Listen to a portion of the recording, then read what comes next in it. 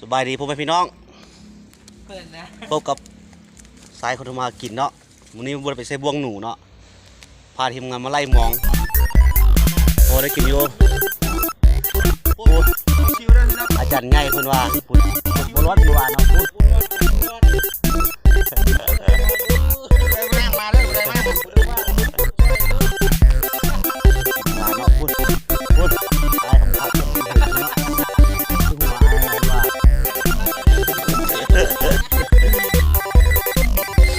ฟาร์มกันพ่อพี่น้องเบิ่งกันเนาะบ่ได้กินอยู่เพิ่นว่าเนาะเพิ่นว่าเนาะว่า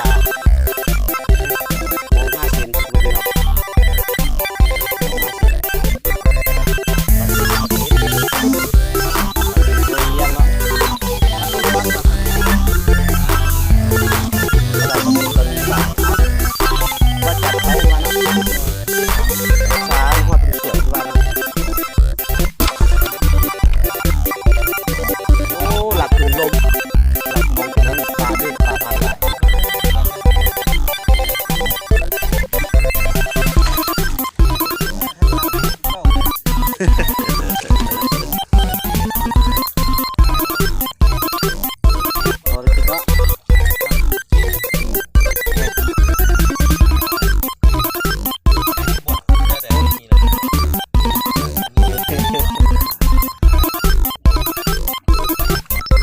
เอาขอปลดปากก็เด้อผมพี่น้องเด้อ